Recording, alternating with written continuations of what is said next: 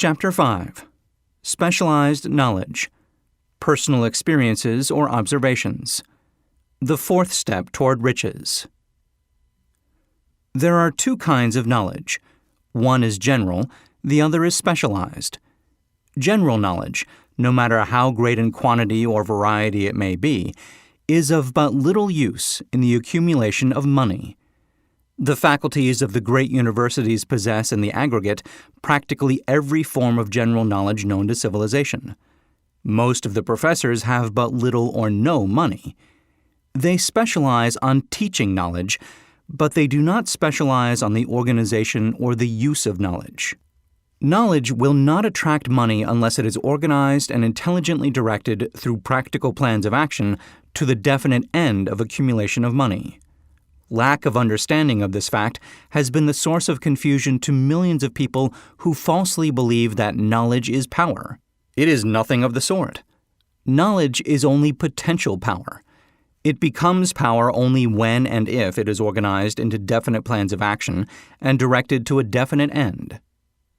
This missing link in all systems of education known to civilization today may be found in the failure of educational institutions to teach their students how to organize and use knowledge after they acquire it. Many people make the mistake of assuming that because Henry Ford had but little schooling, he is not a man of education. Those who make this mistake do not know Henry Ford, nor do they understand the real meaning of the word educate. That word is derived from the Latin word educo, meaning to adduce, to draw out, to develop from within. An educated man is not necessarily one who has an abundance of general or specialized knowledge. An educated man is one who has so developed the faculties of his mind that he may acquire anything he wants, or its equivalent, without violating the rights of others. Henry Ford comes well within the meaning of this definition. During the World War, a Chicago newspaper published certain editorials in which, among other statements, Henry Ford was called an ignorant pacifist. Mr. Ford objected to the statements and brought suit against the paper for libeling him. When the suit was tried in the courts, the attorneys for the paper pleaded justification and placed Mr. Ford himself on the witness stand for the purpose of proving to the jury that he was ignorant. The attorneys asked Mr. Ford a great variety of questions, all of them intended to prove, by his own evidence, that while he might possess considerable specialized knowledge pertaining to the manufacture of automobiles, he was, in the main, ignorant. Mr. Ford was plied with such questions as the following. Who was Benedict Arnold, and how many soldiers did the British send over to America to put down the rebellion of 1776? In answer to the last question, Mr. Ford replied, I do not know the exact number of soldiers the British sent over, but I have heard that it was a considerably larger number than ever went back. Finally, Mr. Ford became tired of this line of questioning, and in reply to a particularly offensive question, he leaned over, pointed his finger at the lawyer who had asked the question, and said, If I should really want to answer the foolish question you've just asked, or any of the other questions you have been asking me, let me remind you that I have a row of electric push buttons on my desk, and by pushing the right button, I can summon to my aid men who can answer any question I desire to ask concerning the business to which I am devoting most of my efforts.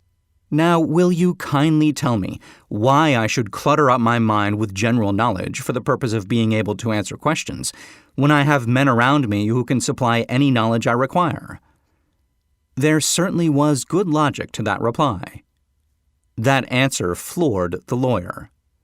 Every person in the courtroom realized it was the answer not of an ignorant man, but of a man of education. Any man is educated who knows where to get knowledge when he needs it, and how to organize that knowledge into definite plans of action.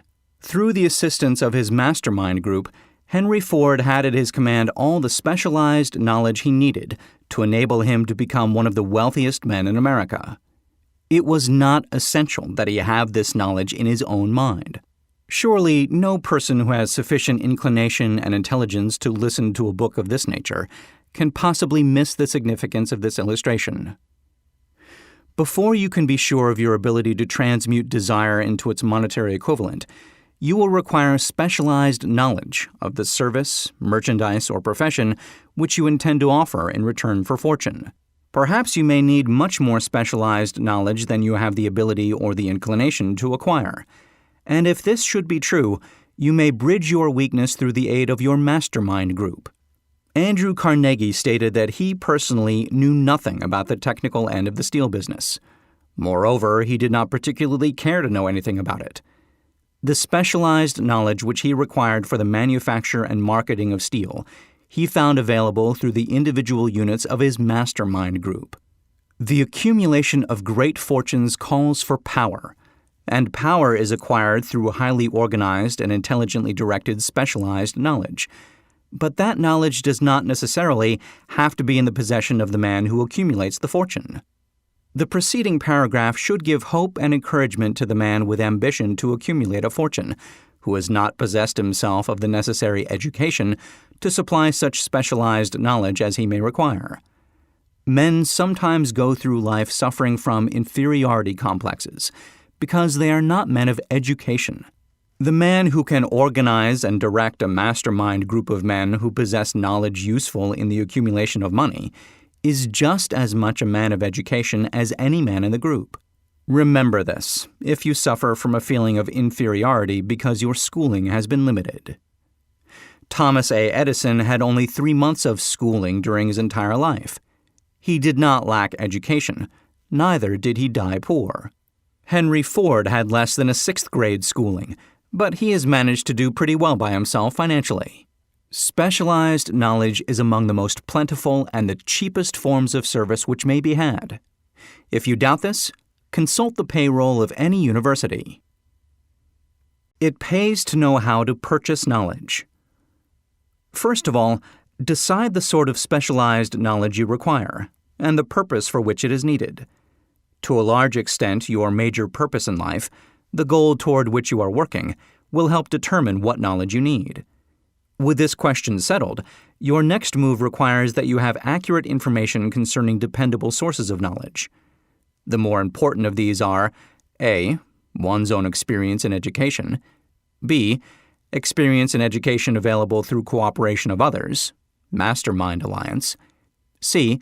Colleges and universities, D. Public libraries, through books and periodicals in which may be found all the knowledge organized by civilization, E.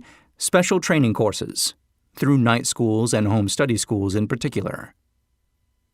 As knowledge is acquired, it must be organized and put into use for a definite purpose through practical plans.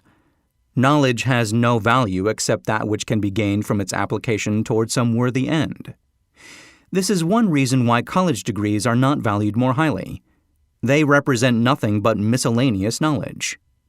If you contemplate taking additional schooling, first determine the purpose for which you want the knowledge you are seeking. Then learn where this particular sort of knowledge can be obtained from reliable sources. Successful men in all callings never stop acquiring specialized knowledge related to their major purpose, business, or profession. Those who are not successful usually make the mistake of believing that the knowledge acquiring period ends when one finishes school. The truth is that schooling does but little more than to put one in the way of learning how to acquire practical knowledge. With this changed world which began at the end of the economic collapse, came also astounding changes in educational requirements. The order of the day is specialization. This truth was emphasized by Robert P. Moore, Secretary of Appointments to Columbia University. Specialists most sought. Particularly sought after by employing companies are candidates who have specialized in some field. Business school graduates with training in accounting and statistics, engineers of all varieties, journalists, architects, chemists, and also outstanding leaders and activity men of the senior class. The man who has been active on the campus, whose personality is such that he gets along with all kinds of people, and who has done an adequate job with his studies, has a most decided edge over the strictly academic student. Some of these, because of their all-around qualifications, have received several offers of positions, a few of them as many as 6. In departing from the conception that the straight-A student was invariably the one to get the choice of the better jobs, Mr. Moore said that most companies look not only to academic records, but to activity records and personalities of the students. One of the largest industrial companies, the leader in its field, in writing to Mr. Moore concerning prospective seniors at the college, said, "We are interested primarily in finding men who can make exceptional progress in management work. For this reason, we emphasize qualities of character, intelligence, and personality far more than specific educational background." Apprenticeship proposed. Proposing a system of apprenticing students in offices, stores, and industrial occupations during the summer vacation, Mr. Moore asserts that after the first 2 or 3 years of college, every student should be asked to choose a definite future course and to call a halt if he has been merely pleasantly drifting without purpose through an unspecialized academic curriculum. Colleges and universities must face the practical consideration that all professions and occupations now demand specialists, he said, urging that educational institutions accept more direct responsibility for vocational guidance. One of the most reliable and practical sources of knowledge available to those who need specialized schooling is the night schools, operated in most large cities. The correspondence schools give specialized training anywhere the U.S. mails go, on all subjects that can be taught by the extension method. One advantage of home study training is the flexibility of the study program, which permits one to study during spare time.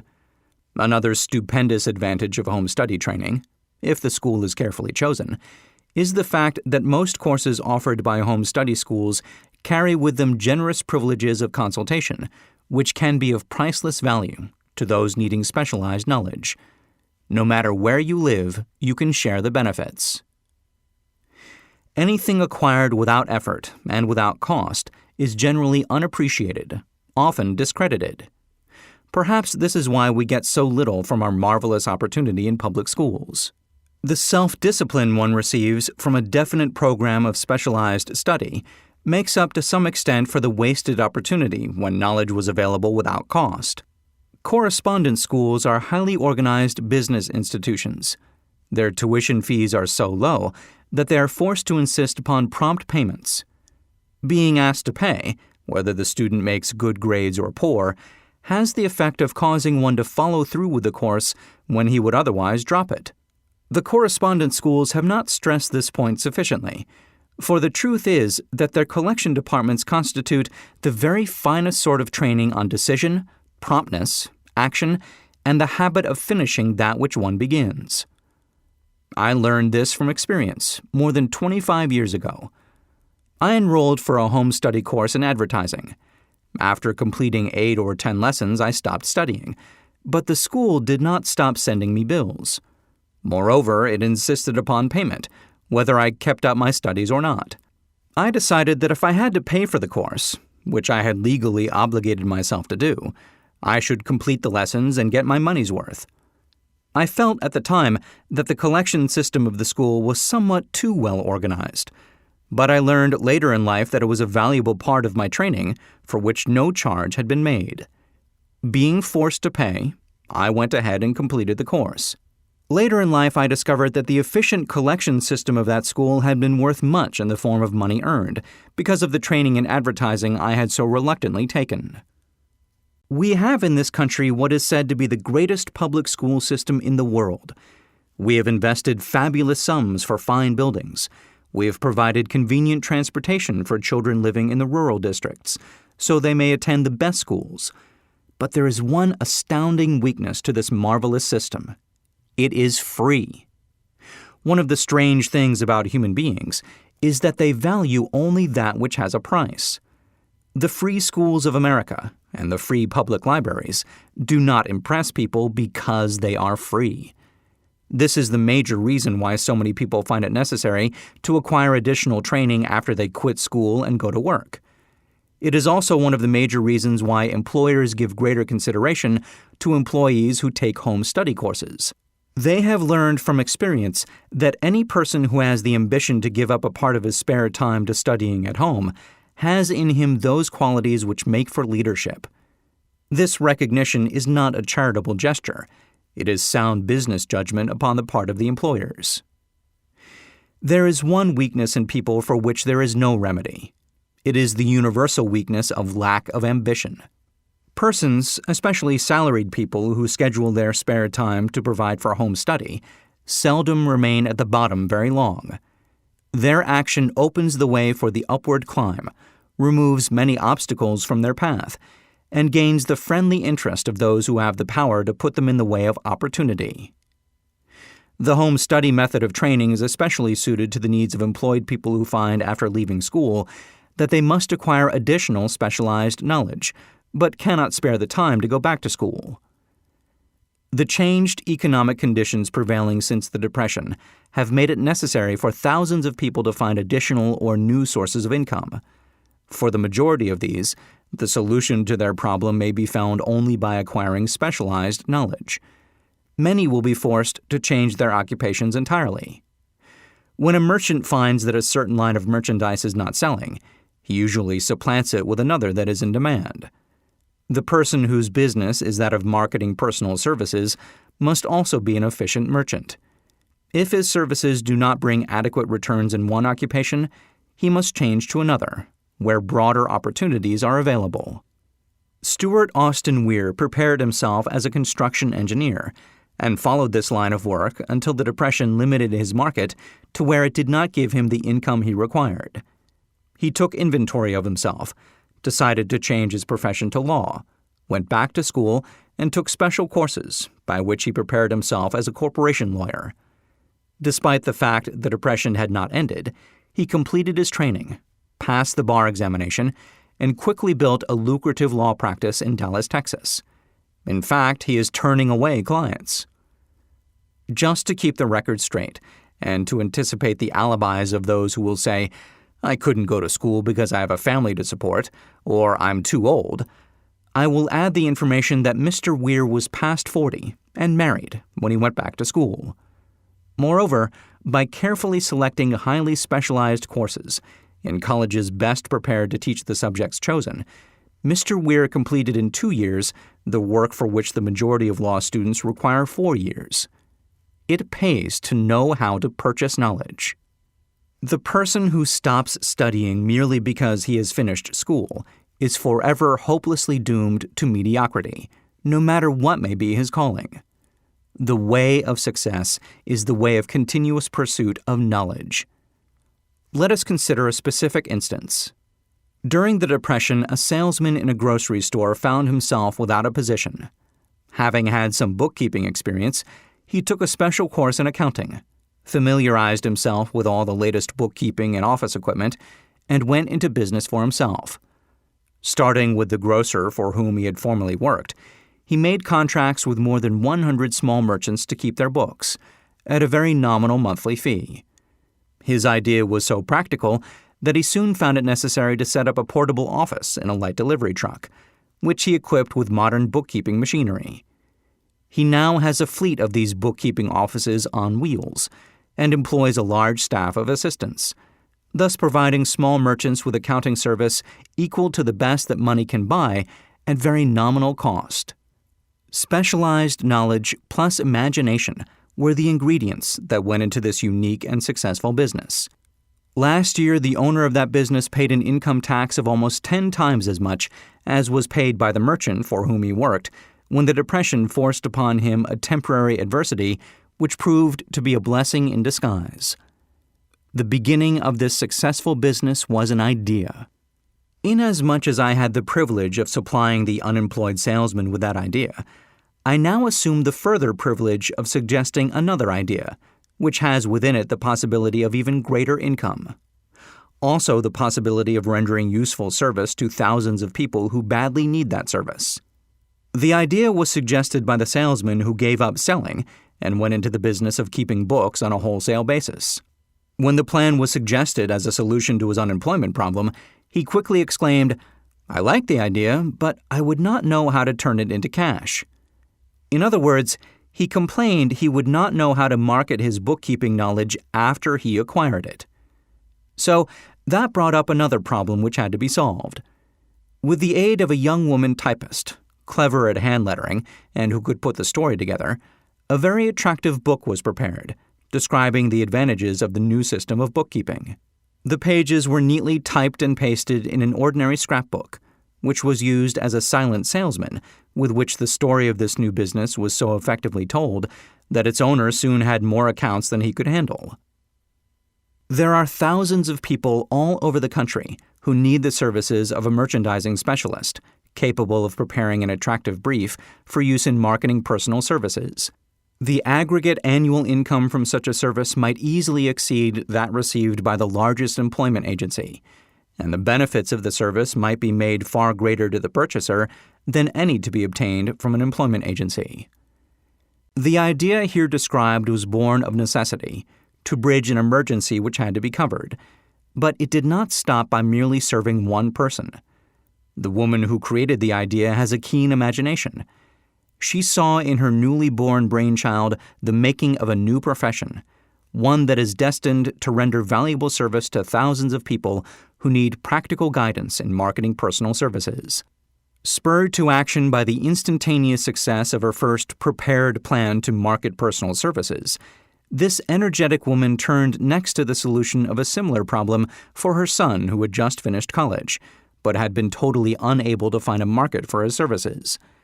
The plan she originated for his use was the finest specimen of merchandising of personal services I have ever seen. When the plan book had been completed, it contained nearly 50 pages of beautifully typed, properly organized information, telling the story of her son's native ability, schooling, personal experiences, and a great variety of other information too extensive for description. The plan book also contained a complete description of the position her son desired, together with a marvelous word picture of the exact plan he would use in filling the position. The preparation of the plan book required several weeks' labor, during which time its creator sent her son to the public library almost daily to procure data needed in selling his services to best advantage. She sent him also to all the competitors of his prospective employer and gathered from them vital information concerning their business methods, which was of great value in the formation of the plan he intended to use in filling the position he sought. When the plan had been finished, it contained more than a half a dozen very fine suggestions for the use and benefit of the prospective employer. The suggestions were put into use by the company. One may be inclined to ask, why go to all this trouble to secure a job? The answer is straight to the point. Also, it is dramatic, because it deals with a subject which assumes the proportion of a tragedy with millions of men and women whose sole source of income is personal services. The answer is, doing a thing well never is trouble. The plan prepared by this woman for the benefit of her son helped him get the job for which he applied at the first interview, at a salary fixed by himself. Moreover, and this too is important, the position did not require the young man to start at the bottom. He began as a junior executive, at an executive salary. Why go to all this trouble, do you ask? Well, for one thing, the planned presentation of this young man's application for a position clipped off no less than 10 years of time he would have required to get to where he began, had he started at the bottom and worked his way up. This idea of starting at the bottom and working one's way up may appear to be sound, but the major objection to it is this. Too many of those who begin at the bottom never manage to lift their heads high enough to be seen by opportunity, so they remain at the bottom. It should be remembered also that the outlook from the bottom is not so very bright or encouraging. It has a tendency to kill off ambition. We call it getting into a rut, which means that we accept our fate because we form the habit of daily routine, a habit that finally becomes so strong we cease to try to throw it off. And that is another reason why it pays to start 1 or 2 steps above the bottom. By so doing, one forms the habit of looking around, of observing how others get ahead, of seeing opportunity, and of embracing it without hesitation. Dan Halpin is a splendid example of what I mean. During his college days, he was manager of the famous 1930 National Championship Notre Dame football team, when it was under the direction of the late Knute Rockne. Perhaps he was inspired by the great football coach to aim high and not mistake temporary defeat for failure, just as Andrew Carnegie, the great industrial leader, inspired his young business lieutenants to set high goals for themselves. At any rate, young Halpin finished college at a mighty unfavorable time, when the Depression had made jobs scarce. So after a fling at investment banking and motion pictures, he took the first opening with a potential future he could find, selling electrical hearing aids on a commission basis. Anyone could start in that sort of job, and Halpin knew it, but it was enough to open the door of opportunity to him. For almost 2 years, he continued in a job not to his liking, and he would never have risen above that job if he had not done something about his dissatisfaction. He aimed first at the job of assistant sales manager of his company, and got the job. That one step upward placed him high enough above the crowd to enable him to see still greater opportunity. Also, it placed him where opportunity could see him. He made such a fine record selling hearing aids that A.M. Andrews, chairman of the board of the Dictograph Products Company, a business competitor of the company for which Halpin worked, wanted to know something about that man Dan Halpin, who was taking big sales away from the long-established Dictograph Company. He sent for Halpin. When the interview was over, Halpin was the new sales manager in charge of the Acousticon division. Then, to test young Halpin's mettle, Mr. Andrews went away to Florida for 3 months, leaving him to sink or swim in his new job. He did not sink. Knute Rockne's spirit of all the world loves a winner and has no time for a loser inspired him to put so much into his job that he was recently elected vice president of the company and general manager of the Acousticon and Silent Radio division, a job which most men would be proud to earn through 10 years of loyal effort. Halpin turned the trick in little more than 6 months. It is difficult to say whether Mr. Andrews or Mr. Halpin is more deserving of eulogy, for the reason that both showed evidence of having an abundance of that very rare quality known as imagination. Mr. Andrews deserves credit for seeing in young Halpin a go-getter of the highest order. Halpin deserves credit for refusing to compromise with life by accepting and keeping a job he did not want. And that is one of the major points I am trying to emphasize through this entire philosophy, that we rise to high positions or remain at the bottom because of conditions we can control if we desire to control them. I am also trying to emphasize another point, namely that both success and failure are largely the results of habit. I have not the slightest doubt that Dan Halpin's close association with the greatest football coach America ever knew planted in his mind the same brand of desire to excel which made the Notre Dame football team world famous. Truly, there is something to the idea that hero worship is helpful, provided one worships a winner. Halpin tells me that Rockne was one of the world's greatest leaders of men in all history. My belief in the theory that business associations are vital factors, both in failure and in success, was recently demonstrated when my son Blair was negotiating with Dan Halpin for a position. Mr. Halpin offered him a beginning salary of about 1/2 what he could have gotten from a rival company. I brought parental pressure to bear and induced him to accept the place with Mr. Halpin, because I believe that close association with one who refuses to compromise with circumstances he does not like is an asset that can never be measured in terms of money.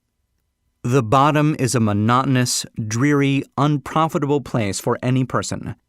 That is why I have taken the time to describe how lowly beginnings may be circumvented by proper planning. Also, that is why so much space has been devoted to a description of this new profession, created by a woman who was inspired to do a fine job of planning because she wanted her son to have a favorable break. With the changed conditions ushered in by the world economic collapse, came also the need for newer and better ways of marketing personal services. It is hard to determine why someone had not previously discovered this stupendous need, in view of the fact that more money changes hands in return for personal services than for any other purpose. The sum paid out monthly to people who work for wages and salaries is so huge that it runs into hundreds of millions, and the annual distribution amounts to billions. Perhaps some will find, in the idea here briefly described, the nucleus of the riches they desire. Ideas with much less merit have been the seedlings from which great fortunes have grown. Woolworth's 5 and 10 cent store idea, for example, had far less merit, but it piled up a fortune for its creator. Those seeing opportunity lurking in this suggestion will find valuable aid in the chapter on organized planning. Incidentally, an efficient merchandiser of personal services would find a growing demand for his services wherever there are men and women who seek better markets for their services. By applying the mastermind principle, a few people with suitable talent could form an alliance and have a paying business very quickly. One would need to be a fair writer, with a flair for advertising and selling, one handy at typing and hand lettering, and one should be a first-class business getter who would let the world know about the service. If one person possessed all these abilities, he might carry on the business alone, until it outgrew him. The woman who prepared the personal service sales plan for her son now receives requests from all parts of the country for her cooperation in preparing similar plans for others who desire to market their personal services for more money.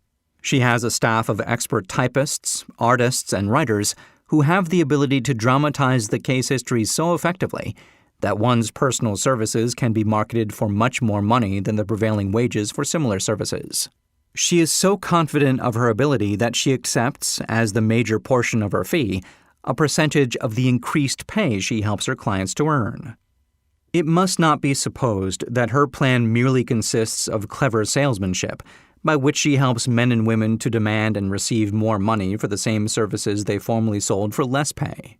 She looks after the interests of the purchaser as well as the seller of personal services, and so prepares her plans that the employer receives full value for the additional money he pays.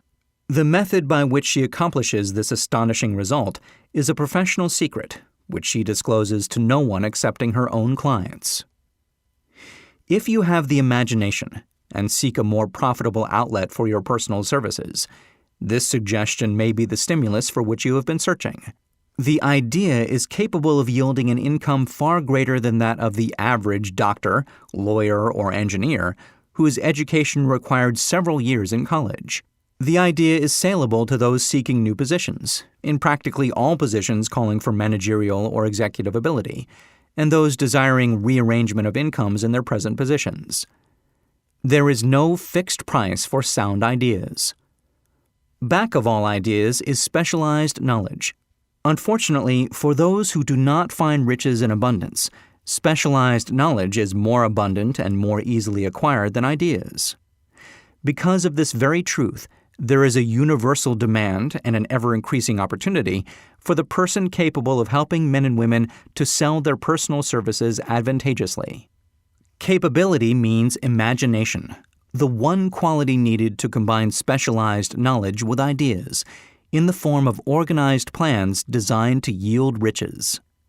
If you have imagination, this chapter may present you with an idea sufficient to serve as the beginning of the riches you desire.